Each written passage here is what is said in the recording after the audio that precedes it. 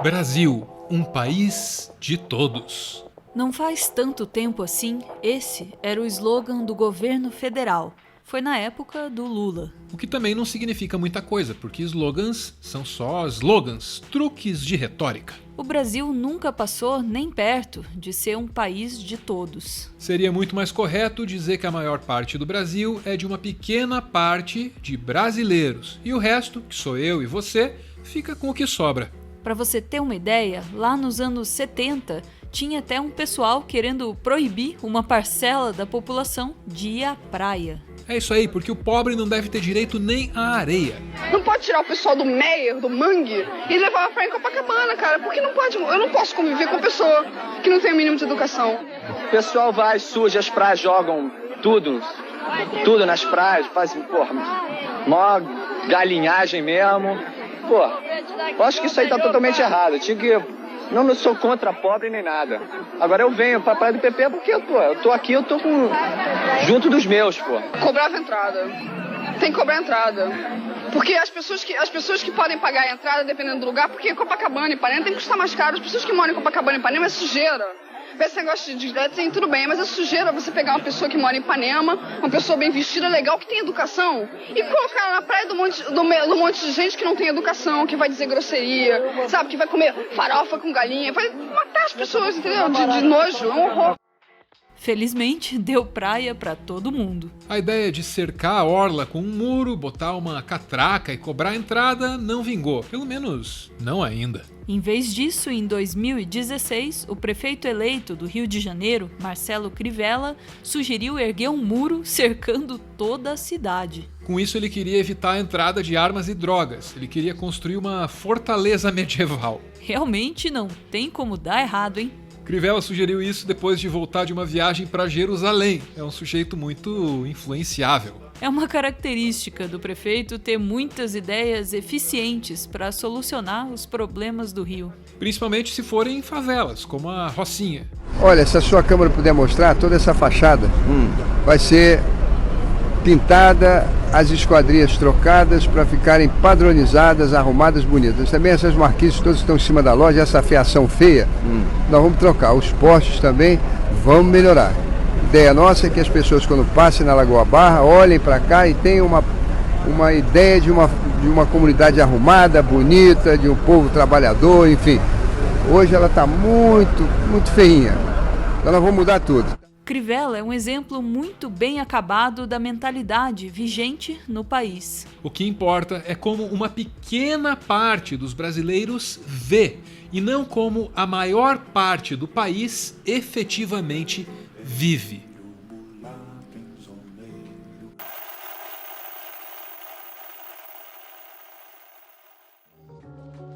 O Brasil não precisa que sua segunda maior cidade seja murada para escancarar a segregação que existe no país.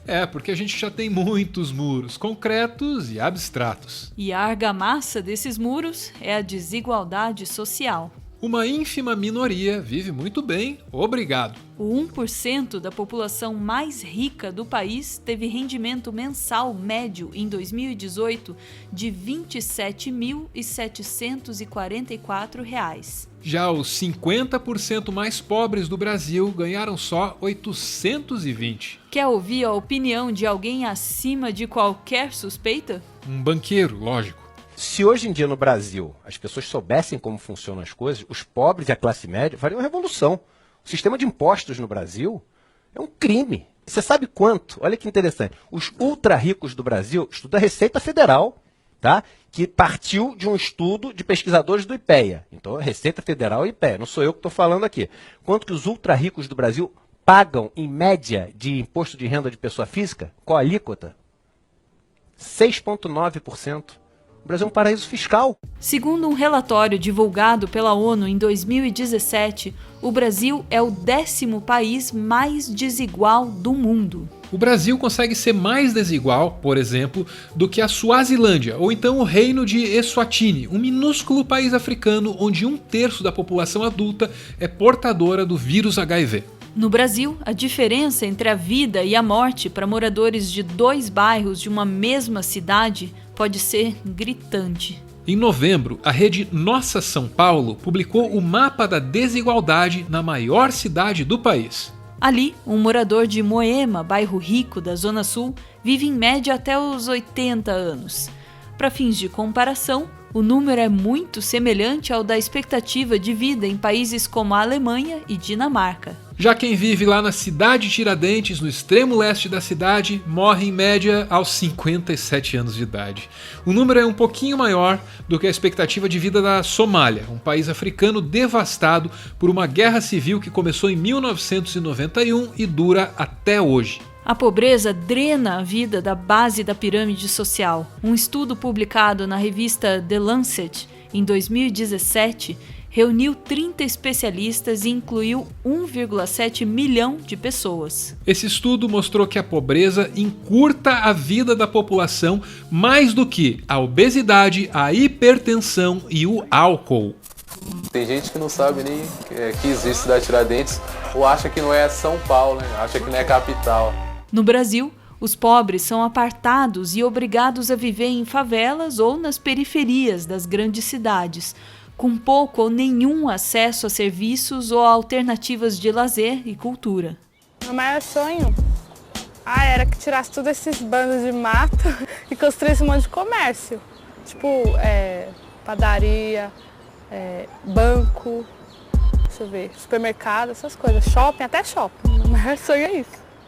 As cidades brasileiras estão entre as 10 mais divididas do mundo e sempre foram espacialmente segregadas. Aqui, a primeira favela apareceu em 1897. O Morro da Providência, no centro do Rio de Janeiro, foi ocupado por soldados que tinham participado da Guerra de Canudos. Esse foi mais um daqueles episódios em que miseráveis são enganados para servirem de bucha de canhão para os poderosos. Os soldados que lutaram em Canudos foram recrutados com a promessa do exército de que, no fim do massacre, lá em Canudos, eles ganhariam a casa própria. Mas, quando voltaram da Bahia, os militares se fizeram de desentendidos. Os soldados, então, subiram o morro que ficava perto do Ministério do Exército e construíram uns barracos ali mesmo. E olha que parece que o trato do governo por lá não mudou muito desde então. Casas identificadas com a sigla SMH, Secretaria Municipal de Habitação, estão condenadas à demolição. A remoção faz parte das obras de um projeto para revitalizar a área portuária no centro da cidade. A prefeitura diz que vem fazer as casas. Estou esperando até hoje. Ninguém me liga, ninguém me dá notícia, entendeu?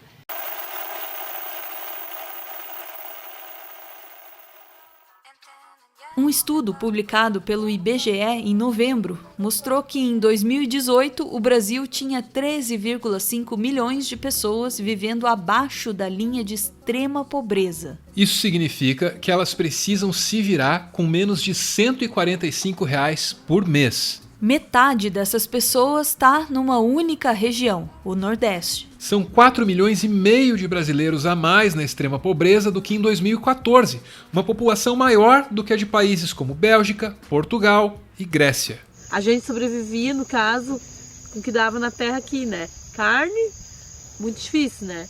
E a minha filha, assim, ela vai fazer 15 anos hoje, mas ela nunca teve nada diferente, um iogurte, os picolé passavam na rua, não podia comprar. Ela chorava que queria comer as coisas e nós não tinha para dar. No dia do batizado dela, eu nunca me esqueço essa cena. Ele comeu um ovo frito e eu não tinha que comer. Então, ela tomou uma madeira, ele comeu um ovo frito e nós fomos deitar. A maioria dos miseráveis brasileiros é formada de pretos e pardos. A desigualdade e a segregação também se verificam na base da pirâmide. Um outro estudo, publicado em novembro, também pelo IBGE, mostrou que no Brasil os trabalhadores brancos ainda possuem renda, em média, 74% maior que a dos trabalhadores pretos e pardos. Proporcionalmente, para cada R$1.000 pagos a uma pessoa branca, o mercado de trabalho paga R$ 575 para uma pessoa preta ou parda. Uma vez eu vi uma inscrição no muro de Salvador dizendo assim: a princesa Isabel esqueceu de assinar a nossa carteira de trabalho. E foi bem isso que aconteceu. Em 2018, a desigualdade de renda no país foi a maior registrada desde 2012. É o que diz a Pesquisa Nacional por Amostra de Domicílio Contínua. Os rendimentos da fatia mais pobre caíram 3,2%. No Brasil de 2018, os 5% mais pobres tiveram ganhos mensais de apenas R$ 153, contra R$ 158 em 2017. Já o 1% mais rico viu seu rendimento aumentar de R$ 25.593 para R$ 27.744. De acordo com o IBGE, esse aumento da desigualdade coincidiu com uma diminuição do número de domicílios que contam com o Bolsa Família. Em 2012 eram 15,9% em todo o país. Em 2018, 13,7%. O Instituto ainda aponta um outro fator, a crise no mercado de trabalho. No ano passado, 35 milhões de brasileiros estavam na informalidade. Terminei o curso de arquitetura e urbanismo agora, no meio desse ano, e não estava estagiando. E quando acabou o curso, eu fiquei desempregada. Então, meus pais, eles já vendiam picolé, eles trabalhavam com a venda de picolé de saquinho. E daí eu vi que estava dando certo e comecei também a vender. E atualmente eu faço picolé gourmet, que é o Pico Chique Gourmet. Então, gente, esse aqui é o Pico Chique Gourmet. E eu estou aqui toda noite na frente da Faculdade Maurício Nassau, Bloco E. E se você ficou curioso, venha provar. A pesquisa ainda fala sobre os contrastes regionais do país. As regiões Norte e Nordeste apresentaram os menores rendimentos mensais por pessoa. R$ 886 no Norte e R$ 815 no Nordeste. No Sudeste, esse valor chegou a R$ 1.639, mais que o dobro do Nordeste. O Brasil é um dos países mais desiguais do mundo e está conseguindo uma façanha impensável. Está conseguindo aprofundar esse abismo.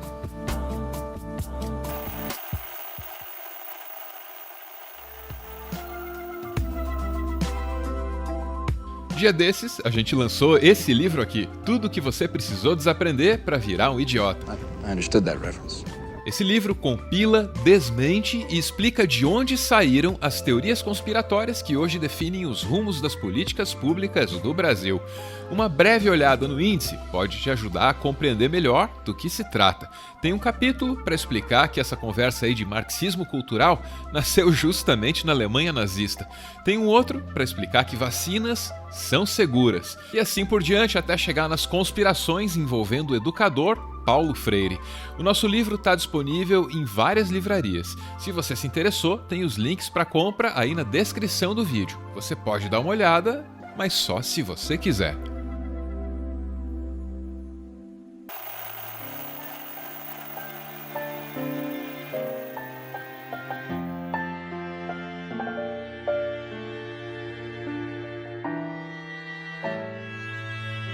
O vídeo que você acabou de ver teve o roteiro do Sandoval Mateus e a edição ficou por conta do Felipe Brito. É o Meteoro se tornando aquele coletivo que ele nasceu para ser. Nosso canal é mantido graças a uma campanha de financiamento coletivo. Quem participa aparece aqui no finalzinho para receber o nosso agradecimento. Hoje a gente vê aí o Heitor e a Maria Antônia, os filhos do Fábio Miranda. Beijo para toda a família. Obrigado, gente. Valeu!